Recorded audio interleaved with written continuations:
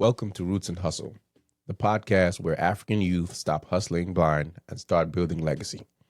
I'm your host, Waka, an engineer, entrepreneur, husband, father, and most importantly, a believer in Africa's future.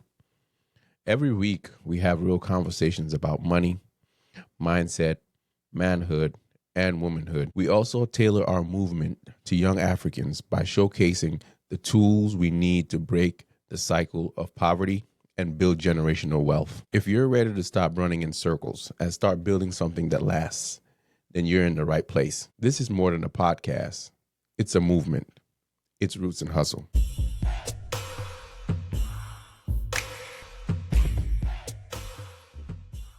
Let me ask you something. If tomorrow your landlord doubled the rent, what power would you have to stop him? Pretty much none. If your boss decided to fire you, how much control would you have over your income? None as well. If your government sold off land in your village to foreign investors, what could you do? If you don't own, you can only watch. That's why I say ownership is the real freedom. Because the man who owns can't be pushed around. The woman who owns doesn't beg for space. She decides. Too many of us have confused freedom with survival. We think freedom is having a job, having a little money in our pockets, or being able to pay rent for one more month. But that's not freedom. That's a chain with a longer leash. Real freedom is ownership. It's land you can pass to your children. It's a business that puts money in your account while you sleep. It's assets that work for you, not you always working for someone else. In this episode, we're going to tear apart the myths, expose why we've been locked out of ownership, and lay out the steps to reclaim our future. Because if we don't own, we don't control. And if we don't control, we don't build. Let's get into the heart of it. Why do I keep saying ownership is the real freedom? Because here's the truth. When you don't own, you don't control. And when you don't control, you're always at the mercy of someone else's decisions. Look at the Gambia today. Take a walk around Serekunda Market, Caraba Avenue, or Westfield. Look at the corner shops, the wholesale stores, the hotels, the fuel stations. How many of those are owned by Gambians? Very few. The majority are owned or controlled by foreigners. Let's say Lebanese, Mauritanians, Senegalese, Chinese, Indians, and others. Now, don't get me wrong. Foreign investment is not automatically a bad thing. We need investors. We need international trade. But here's the problem. When foreigners own the majority of the businesses in your country, they also own the power to decide your future. The numbers tell the story. Nearly 18% of Gambian companies have foreign ownership stake. That figure rises sharply for medium and large businesses, meaning the bigger the business, the less likely it's Gambian owned. Add that to the fact that foreign direct investment now makes up close to 10% of our GDP, one of the highest rates in Africa. Compare that to just a few years ago when it was 1%. That's not growth in Gambian ownership. That's growth in Gambian dependence. So let's ask the question nobody dares to ask. What happens if one day those foreign owners decide to pull out? What happens if there's a boycott, a global crisis, or even political tension? The impact would be devastating. Overnight, thousands of jobs would disappear. Prices of goods would skyrocket. Supply chains would collapse. And Gambians would be left scrambling. Not because we don't work hard, but because we never built ownership in our own economy. Let's be brutally honest here. If your landlord is foreign and he decides to double your rent, what power do you have? None. If the biggest shop in your neighborhood is foreign owned and they decide to raise prices or shut down, what can you do? Absolutely nothing. If the factory employing hundreds of Gambians is foreign owned and the owner decides to pack up and leave, what happens? You're employed, but someone else's decision. That is not freedom. That's dependency. And this is where it gets dangerous. A people who don't own are always vulnerable to price shocks, vulnerable to foreign manipulation, vulnerable to being written out of their own story. But here's the part that hurts most. While foreign owners build generational wealth off our soil, our people remain stuck in survival mode. They send profits home while we spend wages on rent and food. They pass on assets to their children while we pass on poverty to ours. Ownership, my brothers and sisters, is not just about pride. It's not just about dignity. It's survival. It's freedom. Because if you don't own, you don't get to decide your destiny. Someone else does. This is why we must treat ownership like oxygen. Without it, we suffocate.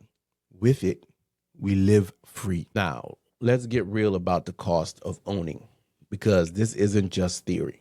We are already paying the price every single day. First, the personal cost. When you don't own, you live in fear. Rent goes up, you panic. Your boss threatens your job, you panic. The price of rice goes up, you panic. Why? Because you don't control the fundamentals of your life. You're always waiting on someone else's decisions. That constant instability eats at your peace of mind, your confidence, and even your dignity. Second, the family cost. Think about our parents and grandparents. Many of them worked themselves to the bone, farming, selling in the markets, working jobs. But at the end of their lives, what did they pass down? Too often, nothing but debt. Children have to start from scratch again and again. And when families don't own, they can't protect themselves from being displaced. How many times have you seen families kicked out of compounds they lived in for decades, simply because the paperwork that wasn't in their name? That's the cost of not owning. Thirdly, the community cost. When local ownership is weak, communities lose stability. Let's take Serekunda Market as an example. If the majority of wholesalers are foreign owned, then the profits from our daily spending don't circulate in our communities. They leave the country. That means less reinvestment, fewer local jobs, and weaker community growth. Instead of building schools, clinics, and roads, the money flows out and the community stays stuck in poverty, even while money is flowing through it every day. And the fourth cost is the national cost. This one is dangerous. A country that doesn't own its economy is a country without sovereignty. If foreign owners control the majority of businesses, then foreign interests can cripple us with one decision. Imagine if tomorrow foreign-owned fuel companies in the Gambia decided to shut down for 1 week. Our transportation system would collapse. Markets will dry up. Businesses would stall. That's not just inconvenience. That's national paralysis. We've already seen glimpses of this. When foreign investors pull out of agriculture projects, Gambian farmers are left hanging. When foreign hotel owners boycott, hundreds of workers lose jobs instantly. When international prices rise, our markets feel it overnight because we don't control supply. That's what dependency looks like. And the hidden cost is the lost opportunity. Every dollar spent in a foreign-owned shop is profit leaving the Gambia. Every lease signed with a foreign landlord is wealth flowing out. Every factory run by outsiders is another chance missed to build Gambian-owned industry. Over decades, that means billions of dollars is lost wealth. Wealth that could have built our schools, our hospitals, our roads, our businesses. And here's the most painful truth. While foreigners are building empires in the Gambia, too many Gambians are still thinking in terms of survival. We sell land for quick cash, not realizing that that land could be worth 10 times more in a decade. We rent for life instead of fighting to own. We celebrate jobs without questioning who owns the company. And so the cycle repeats. Foreigners build, we consume. They pass down, we start over. This is the true cost of losing ownership. It's not just about money. It's about dignity, sovereignty, and future stability. Because a people who don't own will always be controlled. And Africa has been controlled for too long. The question is, when will we finally say enough? Let's dive into some steps to reclaim ownership.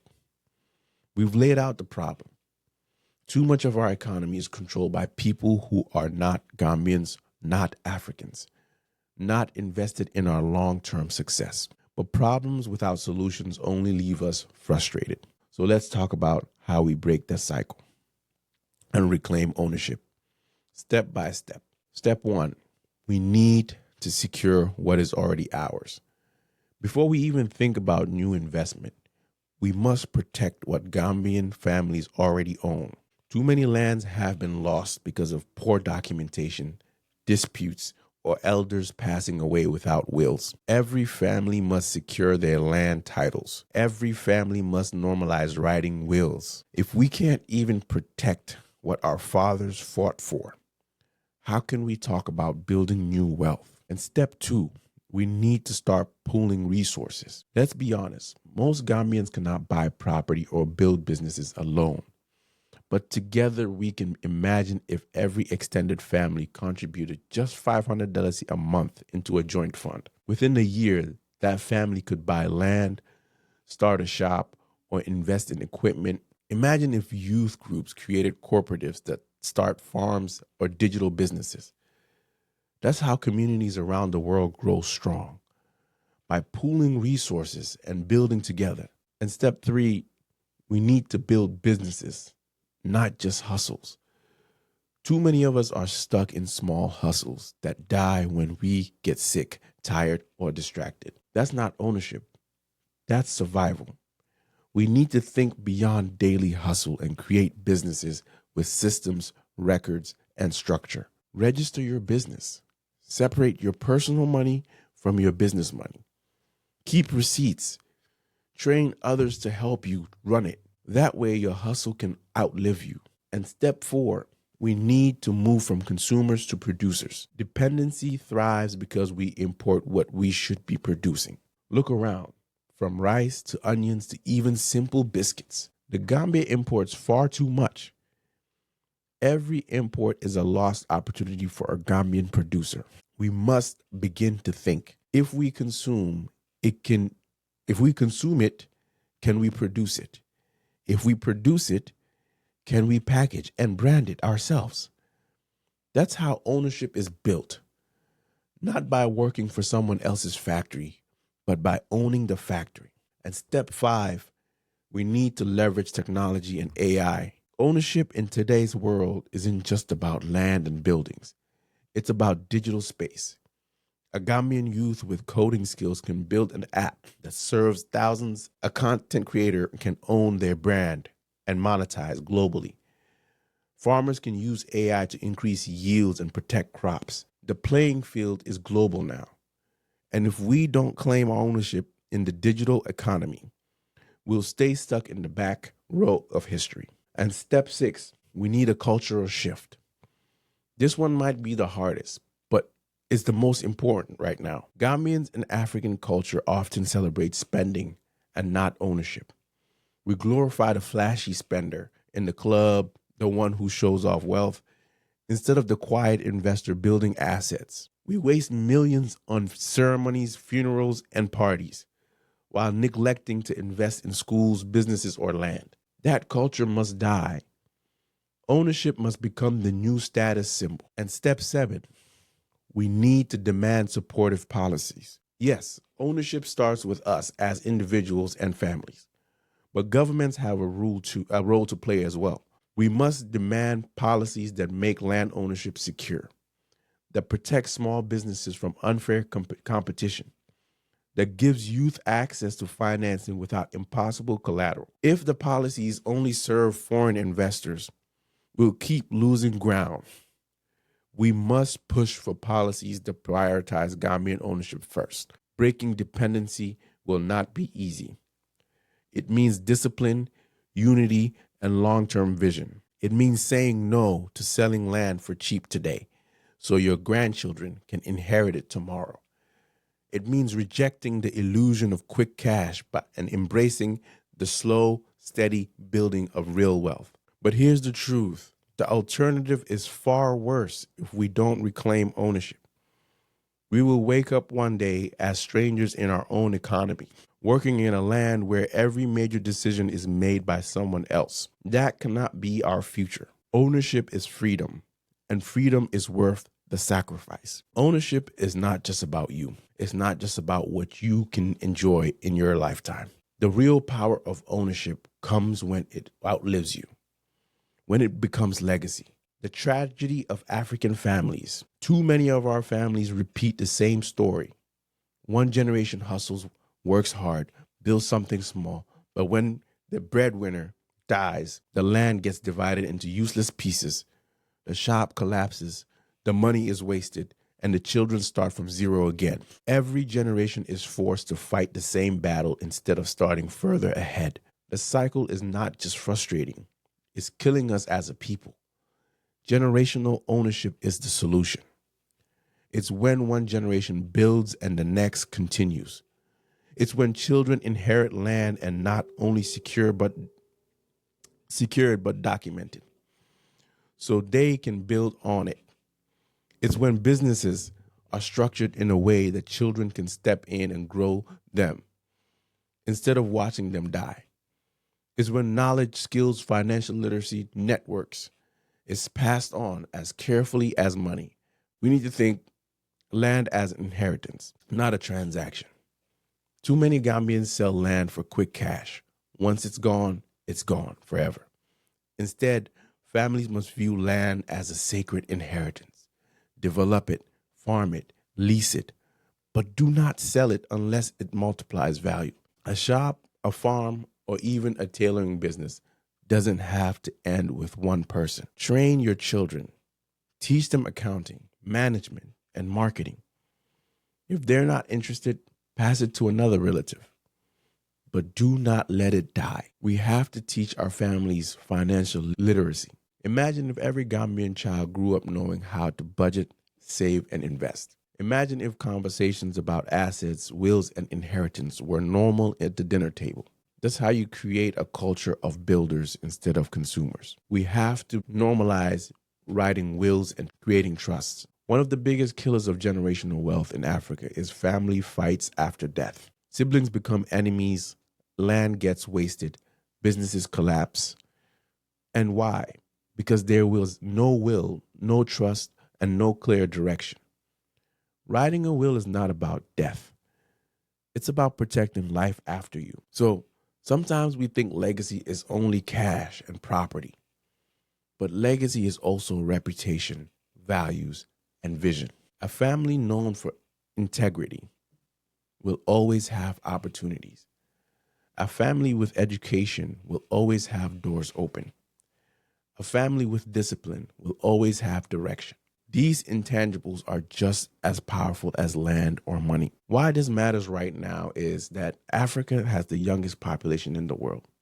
That means the decisions we make today, whether to sell or keep land, whether to build businesses or waste money, whether to talk about money or stay silent, will determine if the next 50 years are years of progress or another cycle of poverty. If we don't embrace legacy thinking, foreign-owned businesses will dominate, and our children will be left as workers in their own country. But if we start now, securing land, structuring businesses, teaching financial literacy, and planning succession, then our children will inherit not just struggles, but strength. The bottom line is, legacy is not optional anymore. It is survival. Without it, we will stay stuck in the same cycle. However, with it, we can finally break free and give the next generation a head start. And let me say it clearly. If your children inherit nothing but stories of how hard you hustled, you failed them. But if they inherit assets, businesses, knowledge, and values, then you gave them freedom. So what is the collective power of ownership pertaining to communities and nations? Ownership isn't just a personal thing. It's not even just about family.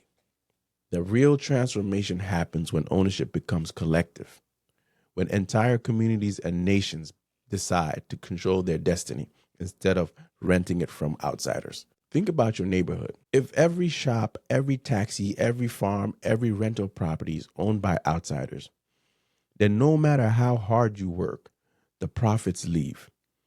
But if those businesses are locally owned, every dollar circulates inside the community. That means jobs for young people. That means schools and clinics built by community contributions. That means stability. This is why cooperatives and group ownership models are so powerful.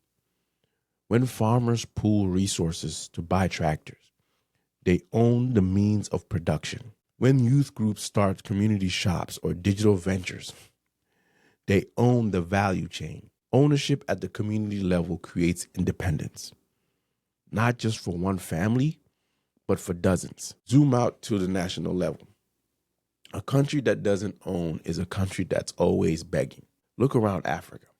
How many nations export raw materials only to import the finished product at 10 times the price? How many allow foreign companies to control their mining, their energy, their ports, their tourism?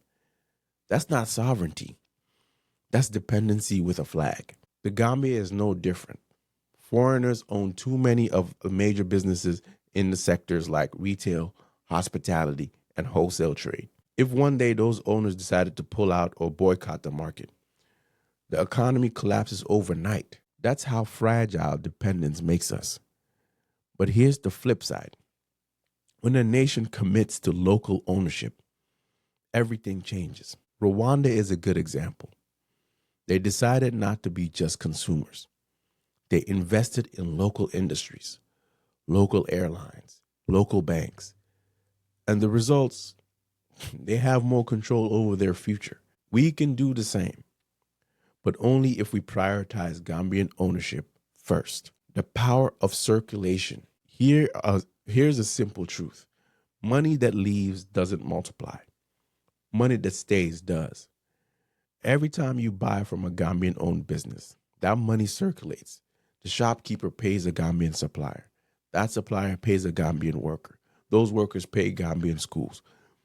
But when you buy from a foreign-owned business, the profit leaves and your community stays poor, no matter how much money passes through.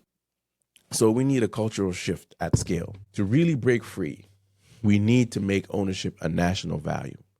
Just like other cultures, teach their children to think long-term, invest collectively, and keep assets in the family. Gambians must learn to protect what we build. That requires education, unity, and pride. Not pride in consuming, import branding, but pride in building Gambian own. The big truth, no community, no nation ever rose by depending on outside to own their economy. Every success story from China to India to South Korea came when the people themselves decided we will own our industry, we will own our future.